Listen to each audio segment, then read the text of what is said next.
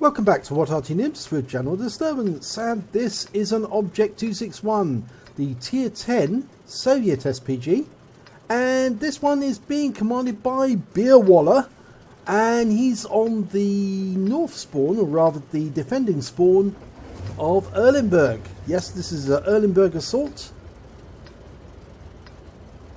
and battle is about to commence. Now, what can we say about this particular weapon? Well, it's got an 18cm howitzer. It's pretty powerful. It's fairly accurate. It's got a good DPM. I think the only thing that people would complain about is that it doesn't do a lot of damage every shot.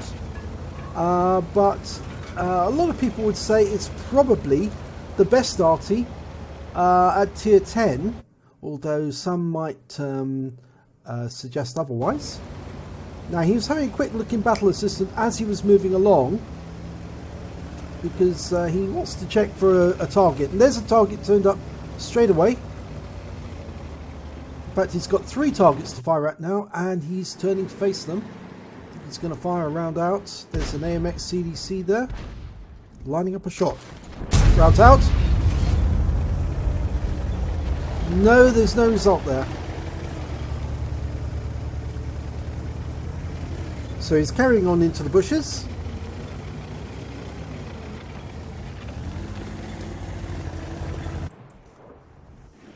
Okay, Lorraine 40T.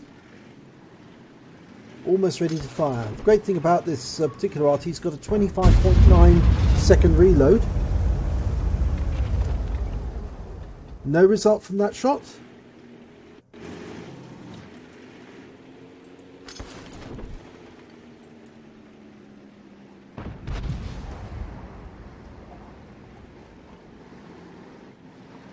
Now, the shells are fairly expensive. They're just under 2k per shell credits. Is he going to go for the CDC again? Looks like it. Oh, that was a good hit there. 384 hit points, 2 critical hits.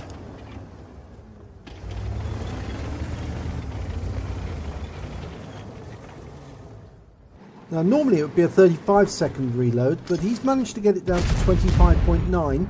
with probably a rammer, a BIA on a good crew. You can drop it, and also with premium consumables you can drop it even further. Okay, so T49 there. Rushes through the aim point. Ooh, that sounded like an ammo rack.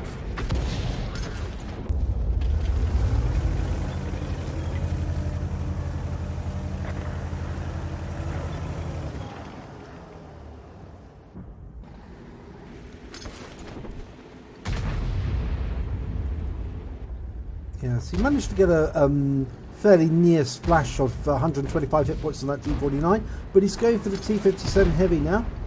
Lining up a shot, rounds out. Oh, went over the top, landed it long. Normally it's such an accurate Arty, but sometimes RNG plays against you. Now, that AMX CDC is showing a little blue star, which obviously means that there's a fairly good player behind it. Yes, I know people might say this is XVM focusing, but you can see that this player is actually trying to select the best target for the shell. And he has fired at that CDC before, or no, actually I think there are 2 CDCs in this game. 2 on the enemy team. Yep, there are 2 CDCs. One of them's gone down already. I think that was the one, the ammo rack we heard. Oh, and the other CDC is showing some stuns, so it looks like he did stun it. And he doesn't need to stun it anymore because it's been taken out. It was taken out by the T49, which is up on the hill to the right, to the left. Okay, there's the enemy T49 further down. And he's badly damaged. He's only got 50 hit points left, so a splash should be enough to take him out. But there's that T57 Heavy again. Ooh, took a big hit there from the LTTB. And was finished off by the T69. Now, that means that the east side of the map has effectively been conquered. So Beerwalla's taking the opportunity to move further south. That's for safety's sake. Now he's looking in battle assistant as he's moving south. Not always wise, because you might drive over a rock and that might flip you over. I've actually done that in the past, to my embarrassment. But at the moment he's found a target to fire at, VK101P, over on the other side of the map, lining up the shot, rounds out. Oh, that's a big hit, 339 hit points. So that was very much worthwhile. But it looks like the defenders on the west side of the map are having a tough time trying to hold back the tide of enemy tanks. So all of these shots do help his team. Now going for that Guerrilla 15. Rounds out. And he's motoring south again.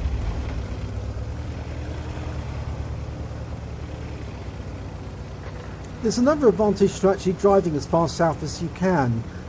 Because if the enemy does decide to take the cap or sit between the houses in the cap area, if you're further down in the south, you can actually shoot between the houses and the enemy can do nothing to stop you. The only way they can avoid those shells is to actually stand out in front of the houses, and if there's somebody up in the northeast corner of the map, they can shoot at them as they stand outside the houses for protection. Okay, it looks like Beerwalla is going to head right into the southeast corner of the map and hide behind the houses, but there's nothing between him and a Wizzy 120 who's on the west side of the map. Now I hope that Wizzy 120 is not headed this direction, but I suspect he might be. Okay, now aiming for the T10, that Soviet heavy, who's up in the corner of Fail at the moment. That's the area that's known by. And that looked as if it landed nearby, but the Wizzy 120 is actually crossing the bridge right now, headed this direction. And he just took out the T-32 that was guarding the bridge area. So it looks to me like Beerwalla's going to have to hide behind that house to avoid being spotted. So long as he stays here, he can't take part in the action. But at least he avoids being taken out by the Wizzy 120, who would immediately come over, or should immediately come over, to deal with him.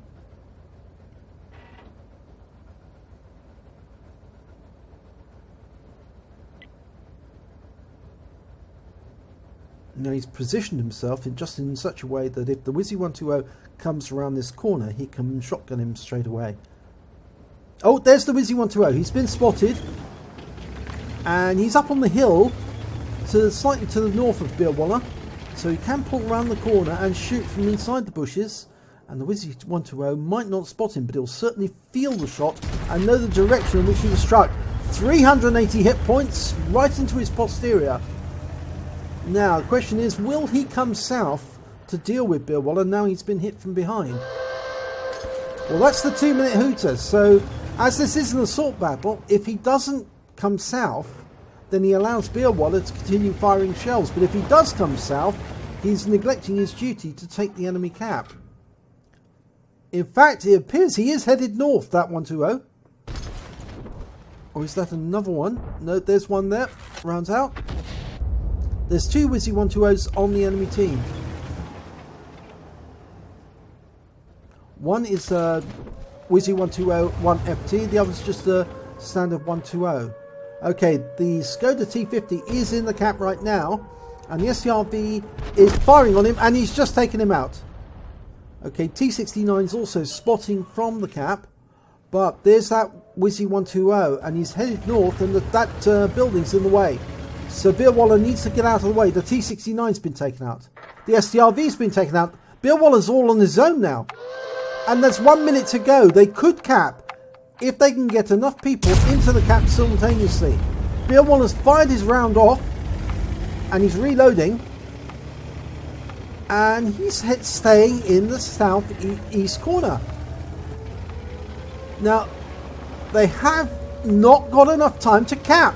They managed to get 2 into the cap, but there's not enough time. The clock's going to run out in 34 seconds, and they've got 38 seconds to run on the cap.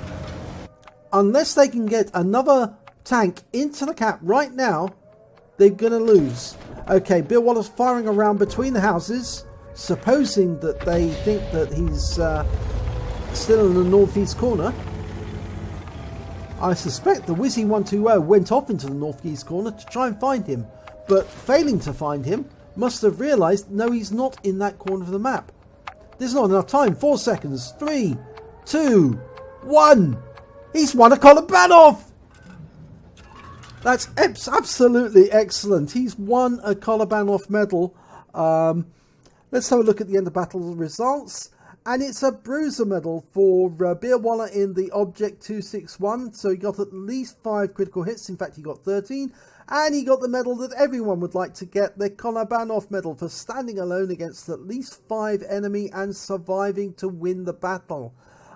He also picked up a Confederate. He hit more of the enemy than anyone else on his team. At least 6 tanks that were subsequently destroyed by other members of his team. And look at that long list of targets that he hit. If we look at the team scores, well, we can see that he's the only surviving member of his team. But he actually came 4th on damage, 2,641 hit points.